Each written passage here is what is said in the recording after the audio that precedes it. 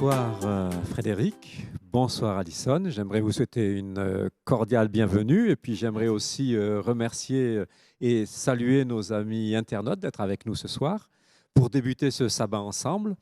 Et j'ai la joie de vous recevoir parce que vous allez nous parler d'une expérience que vous vivez et qui existe déjà depuis quelque temps et qui est un groupe de maison.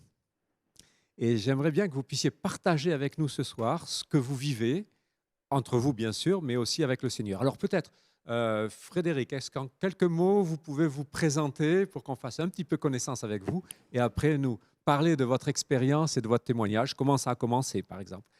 Frédéric. Oui, donc moi je m'appelle Frédéric Juillot et je suis marié donc avec Alison, ma femme Alison Carvalho. On est mariés depuis plus de 10 ans et on a des enfants. On a 4 enfants, voilà, qui ont une dizaine d'années, voilà. Ok, alors votre expérience de groupe de maison, comment est-ce que ça a commencé peut-être? On va autant démarrer par le début. Qu'est-ce qui fait que voilà, vous êtes arrivé à un groupe de maison? Alors comment est-ce que ça a démarré pour vous? Alors le démarrage, ça a vraiment été le point de départ qui était l'école du sabbat. Donc on avait un petit groupe d'école du sabbat avec, je dirais, entre 10 et 15 personnes. Je dirais de toutes les générations, ça allait jusqu'à 80 ans, enfin ça va toujours jusqu'à 80 ans, avec, des personnes de différentes, origines, de différentes régions et donc on a toujours eu beaucoup d'interactions dans ce groupe d'école du sabbat. On a toujours eu, beaucoup d'amitié entre nous, on commençait toujours l'école du sabbat déjà par un petit moment d'échange en prenant, connaissance des nouvelles des uns et des autres. Est-ce qu'il y avait certains d'entre nous qui avaient des préoccupations particulières, des sujets de prière? Donc on commençait pas pur et dur par l'étude de la parole, mais par quelques prises de nouvelles. Voilà et puis bien sûr, donc on priait les uns pour les autres, pour les sujets qui pouvaient nous toucher les uns les autres. Donc voilà, ça c'était vraiment le point de départ.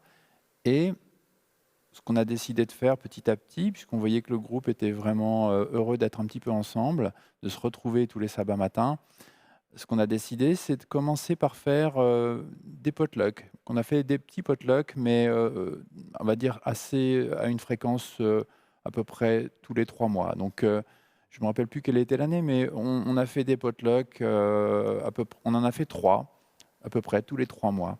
Et donc on est allé chez l'un ou chez l'autre.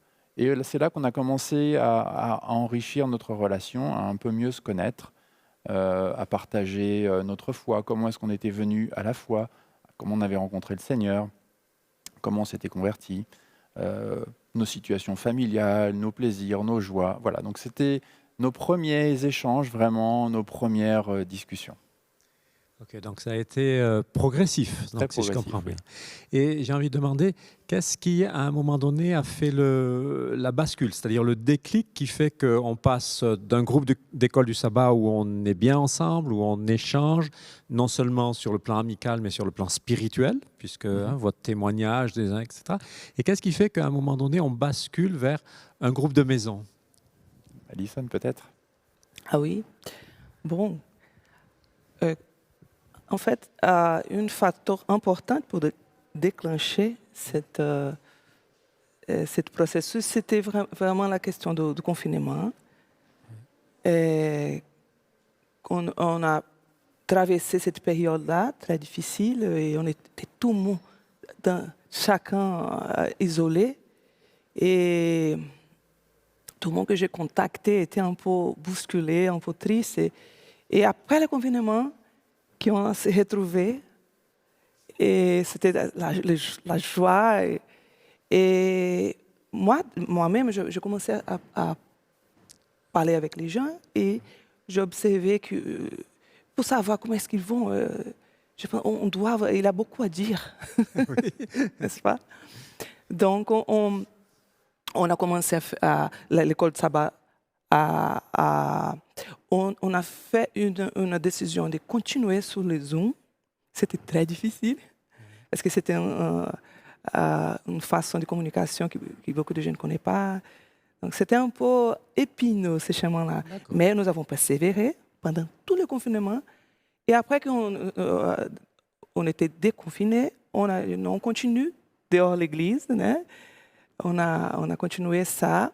Et en parlant avec tout le monde, on a senti, pourquoi pas on mangeait ensemble. Hein?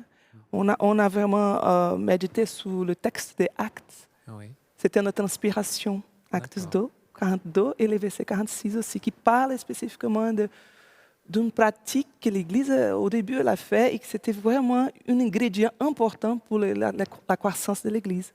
Que c'est l'acte de manger ensemble, d'investir le temps ensemble, avec des autres choses, avec la doctrine, avec l'enseignement, les prières. Donc, on a découvert qu'il y a cet ingrédient-là, quelque chose de très simple à faire. Donc, en parlant avec un des autres leaders du groupe, on a fait un petit pacte. Okay, on va manger ensemble tous les sabbats après l'écoute. D'accord. Ouais. La première sabbat, ça n'a pas marché bien, mais le deuxième, oui. Le troisième, quatrième, cinquième. Et on a fait, en fait, hors de l'église, 13 potlucks. D'accord. Sans rater. C'était difficile, hein, parce que c'est du travail, nous avons des enfants. Mais c'était tellement la joie. L'ambiance, c'était quelque chose de vraiment spirituel. Ce n'était pas simplement pour être bien ensemble. Oui. Il y avait quelque chose de plus. Et c'était vraiment libre. On n'avait pas l'envie de mettre des structures. On va faire ça, on va faire ça, on va faire ça. On a laissé les choses mûrir naturellement. On a prié ensemble, on a loué ensemble. Et je vais laisser Frédéric expliquer mieux les activités qui, petit à petit, on a commencé à essayer de mettre en place, mais tout naturellement. D'accord. Alors, Frédéric, elle te tend la perche là. C'est quoi ces activités qui se sont mises en place naturellement, j'ai envie de dire? Alors effectivement, donc on a commencé ces potlucks en dehors de l'église, mais juste au pied de l'église ici, hein, début juillet. Donc il faisait très beau. C'était vraiment déjà très agréable de pouvoir respirer, d'être dehors. Donc ça se déroulait très simplement. Ça commençait bien sûr par le repas. Donc chacun amenait un petit peu un plat. Il n'y avait aucune coordination en particulier. Chacun amenait ce qu'il voulait. On a commencé à manger ensemble. Et puis bien sûr, il y a tout un tas d'autres activités qui se sont greffées. On a commencé à louer le Seigneur. Donc on a fait des chants ensemble.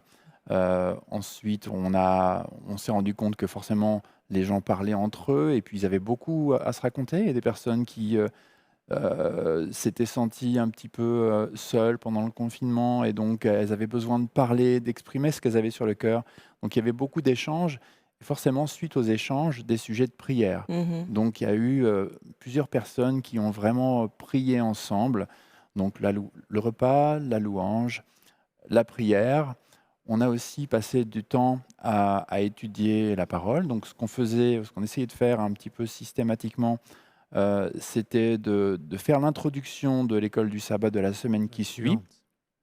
Voilà.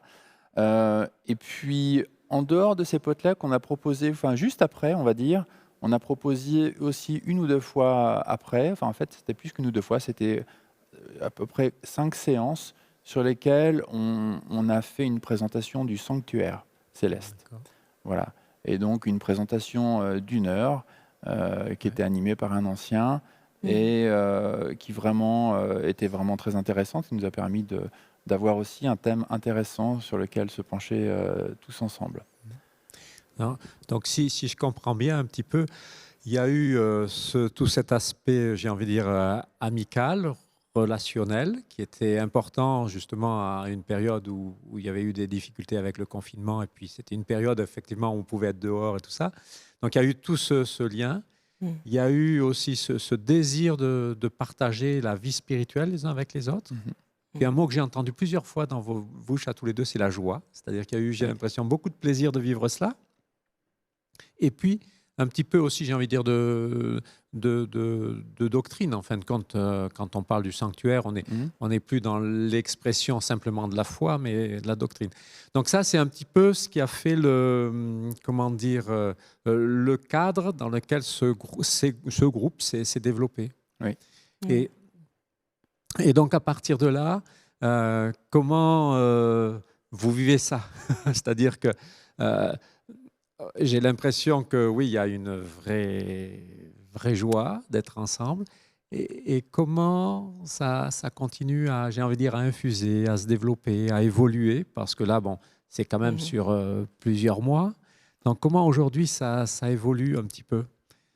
Alors peut-être avant de repasser la Oui. parole, Alison va pouvoir en parler, juste peut-être pour compléter ce que je disais. Il y a aussi il y a un phénomène assez intéressant, c'est que comme on était dehors, finalement, on était très visible. Et il y a des personnes qui, finalement, ont su qu'on faisait un potluck et qui se sont greffées autour de notre groupe initial de l'école du sabbat. Voilà, donc ça ne s'est pas restreint à ce groupe d'école du sabbat, ça s'est élargi. Et voilà, donc ça, c'était aussi un aspect intéressant. Ça s'est élargi et on a vu qu'il y avait des personnes qui étaient heureuses de se joindre, en fait, de retrouver en fait un groupe, une fraternité, parce qu'elle manquait un peu de lien au sein de l'Église. Donc ça, c'était quelque chose d'intéressant à remarquer. Oui. Puis je laisse Alison continuer. Oui, c'était toujours ouvert à tout le monde. C'était pas seulement pour notre groupe EDS, mais les gens qui en passant, venez.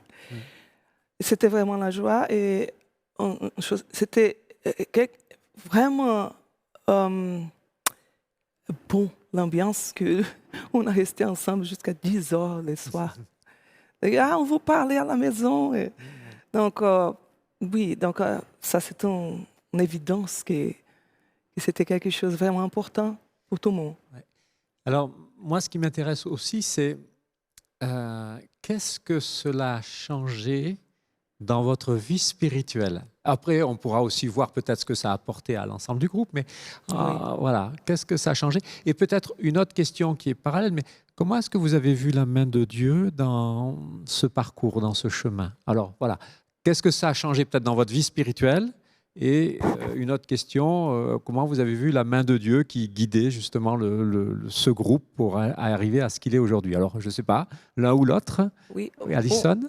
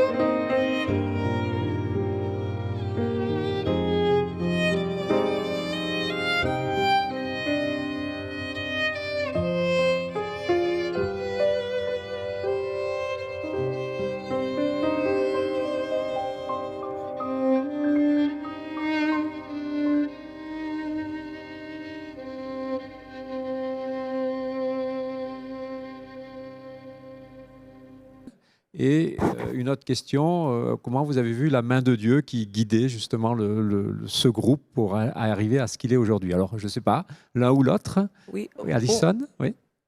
on va parler de ça un peu après quand on parle des fruits, des fruits, de tout Des ça. fruits, oui. C'est ça que tu demandes, non? Bon, tout d'abord, c'était pour moi, pour Frédéric, pour notre famille et pour les gens qu'on a parlé dans le groupe, c'était un sens d'urgence Alors, qu'est-ce que de tu veux faire le dire? service de Dieu. Les Ouais. gens, c'est comme le champ, il est prêt pour travailler. Donc Dieu, il a besoin des gens pour servir. Donc, ce sens d'urgence a vraiment déclenché beaucoup de choses spirituelles. La responsabilité, le sens, OK, je ne veux pas, il faut contribuer. Ouais. Et les groupes, la dynamique de groupe, c'était jamais pour séparer les groupes de l'Église, mais c'est toujours de fortifier, essayer de fortifier les uns les autres, pour s'engager, pour donner une contribution. Et en faisant ça, on a vu l'affluence de le Saint-Esprit. Il y avait des moments qu'on a, waouh, on a simplement regardé L'action de Dieu. l'action, les gens qui priaient, les gens. Il y avait des problèmes personnels que j'ai vu des gens en train de donner des conseils et de prendre les charges les uns des autres. C'était comme ça, c'était vraiment naturel. Ok. Et ça nous a fait vraiment nous approcher de Dieu et dire non, Seigneur, tiens, 100% de notre vie, c'est pour toi. En fait, si je comprends bien, il y a eu ce sentiment d'urgence de se mettre au service. Oui. Et quand vous vous êtes ouvert à ça, dans le groupe, vous avez vraiment vu l'influence de l'esprit qui touchait, qui guidait, qui faisait Naturellement. vivre des choses. Mais ça semblait tellement naturel que c'était assez impressionnant. J'ai l'impression que quand tu en parles, tu es très touché par ça. Oui, oui. Ouais. Pour moi, ça a fait grandir beaucoup mon amour pour l'Église, Oui. pour chacun. Je vois que Jésus a donné sa vie pour chacun. On commence à voir plus loin, aller plus loin et voir la valeur de chacun. Ah oui. Donc, ça nous donne envie de faire encore plus.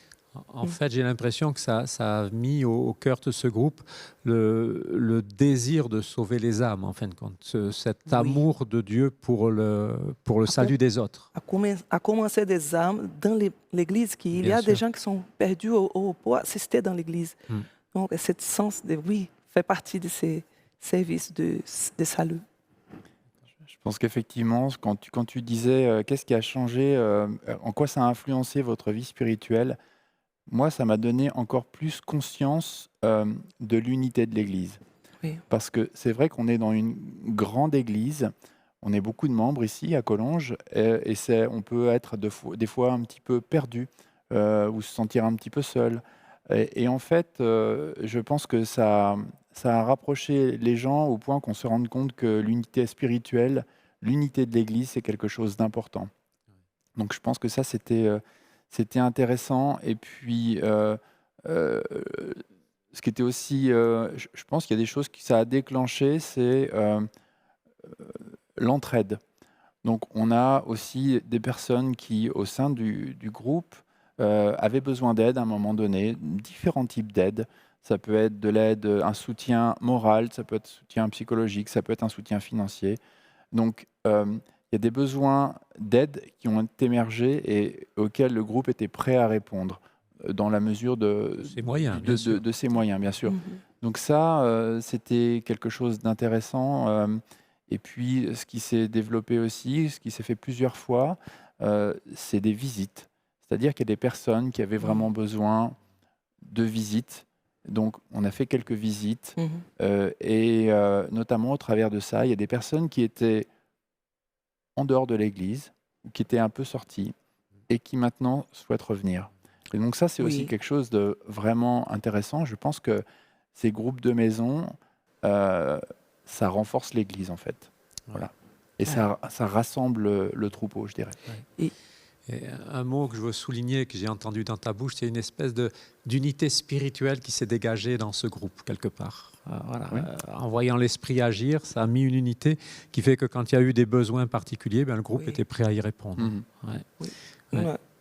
Il y a les moments de transition. C'est-à-dire Donc, à partir du moment quand au période de l'automne, de l'hiver, Oui. on a OK, on ne peut pas se rencontrer dehors, c'est le moment de se rencontrer dans les maisons.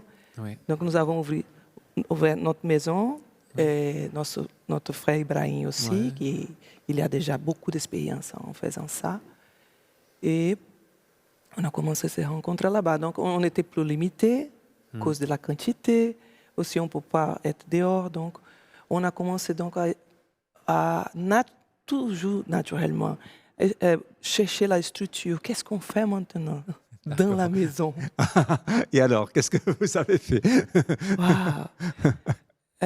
Donc, toujours, Ouais, si je peux la lire, parole. acte 2, Oui, 42, oui, ce 46, passage. c'est la base de tout, c'est notre guide. Né?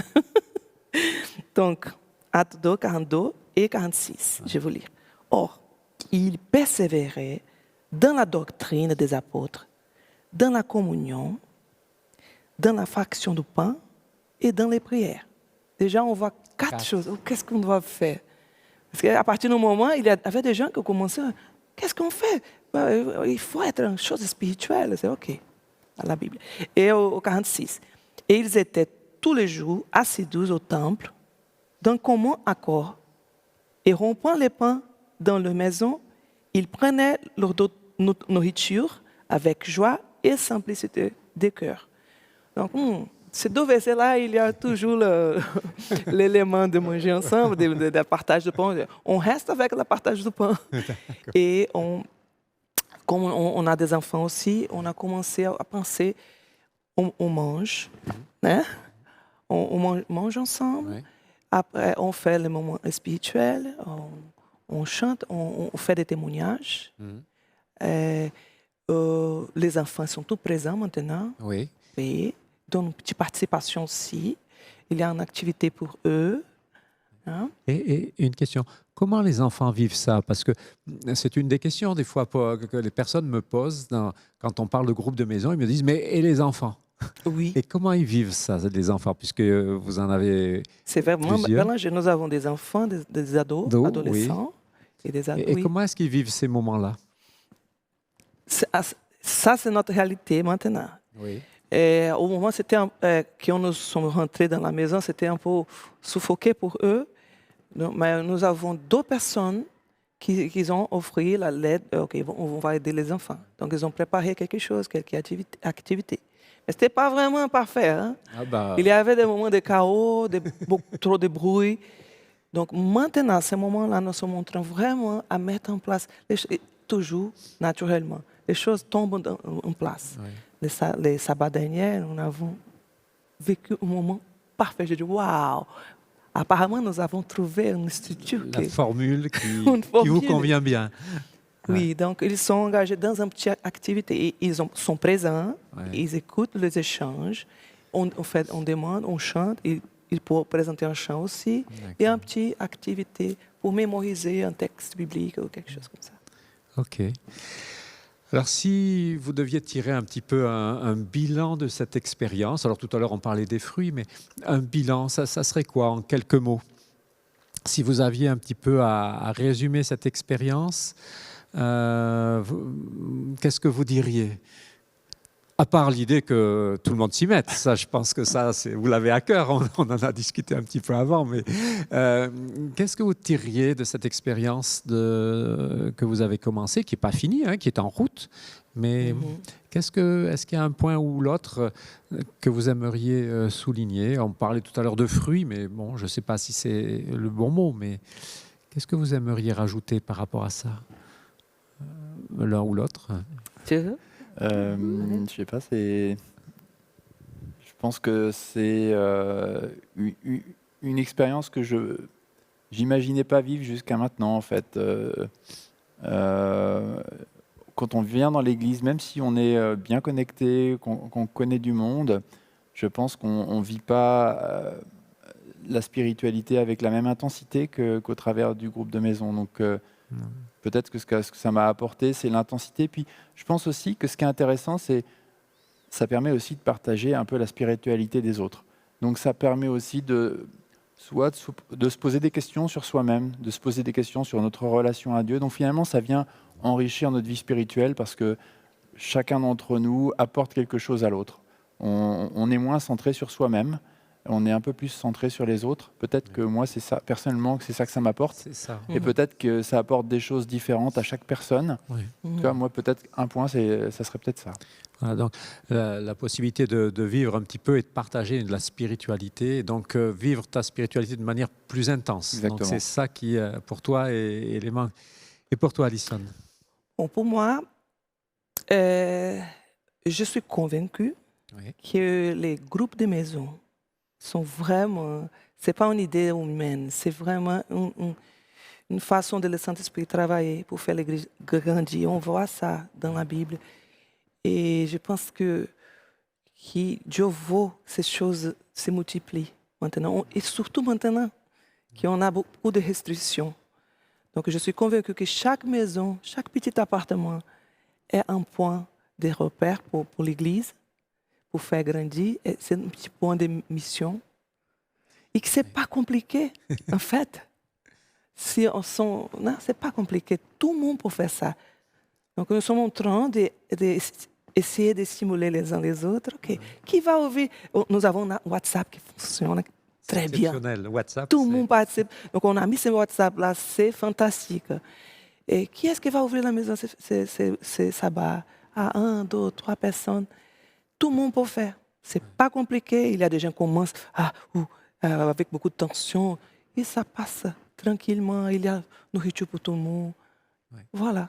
Alors justement, ça c'est quelque chose qui me frappe quand je discutais un petit peu avec vous. C'est ce sentiment que, en fait, c'est simple. Un mot qui revient depuis tout à l'heure, c'est naturel, c'est arrivé comme ça. Voilà, comme si c'était de l'eau qui coulait et qui suit sa pente naturellement. Oui. Alors, quand tu dis que c'est simple, qu'est-ce qui te paraît simple? Parce que justement, parfois, certains trouvent que c'est compliqué d'avoir un groupe de maison. Alors, qu'est-ce qui te fait dire que c'est simple? En fait, nous avons déjà notre église, l'église adventiste, nous avons déjà beaucoup de préparation pour faire ces choses. Hein, nous avons des enseignements et c'est simplement utiliser tout ce qu'on a déjà. D'accord. Hein? Ouais. Et j'aime beaucoup l'idée de manger ensemble parce que c'est un acte que tout le monde fait et que pendant ce moment on peut parler. Et pourquoi pas prier? Ouais. Pourquoi pas étudier ensemble? Ouais. Pourquoi pas faire une extension de ce qu'on vit le sabbat matin? Ouais. Au fond, pour toi, la simplicité, c'est de se dire, on mange tous les jours. Donc, si on mangeait ensemble, à quelques-uns, hein, parce qu'on est confinés, donc c'est un petit groupe, mais si on mangeait quelques-uns ensemble, en tant qu'amis, connaissances, etc. Et si, puisqu'on mange ensemble, on peut quand même prier. C'est ça. Et puis, puisqu'on prie, on peut aussi ouvrir la parole de Dieu. Témoignage. Témoignage. C'est ça. En fait, c'est tout simplement se retrouver, vivre un temps, je veux dire, à la fois spirituel, agréable, fraternel. Et donc, c'est pour ça que ça semble, à t'écouter, à vous écouter, ça semble si simple, en fait. Hein, c'est des choses qu'on fait naturellement. Je veux dire, en tant que croyant, bien, on mange tous les jours, on prie tous les jours, on ouvre la parole de Dieu. Donc, pourquoi on ne le ferait pas quelques-uns ensemble? C'est un petit peu ça, si je comprends bien. Oui. Et puis après, si j'ai bien compris, il y a effectivement un certain nombre d'éléments qui arrivent, comme par exemple, eh bien oui, il y a les enfants, donc il faut peut-être chercher une organisation pour permettre qu'ils soient bien intégrés, etc. Mais c'est pour ça que ça semble couler si facilement que ça, quoi. Mais je te remercie, je vous remercie à tous les deux pour ce témoignage, parce que oui, à vous écouter, on a l'impression, que c'est simple, et 2, ça donne envie. Donc, merci Seigneur. Est-ce que je peux dire quelque chose? Oui, vas-y. Dans les fruits, Oui. en fait, on sont impressionnés de voir comment les gens commencent à s'engager dans le service de l'Église. Oui. Il y a des gens qui sont animateurs d'école sabbat maintenant, qui sont impliqués dans le travail avec les enfants. Il y a des familles qui font des cours bibliques en préparation pour le baptême. Wow. Alors, ça aussi, c'est l'autre élément qui me frappe, c'est-à-dire que d'un côté, ça paraît tout simple, ensuite, ça fortifie, j'ai envie de dire, la spiritualité, et derrière, j'ai l'impression qu'il y a un engagement Oui, soit avec le Seigneur si on ne le connaissait pas, soit dans un service pour l'Église. Oui. Pour que, voilà.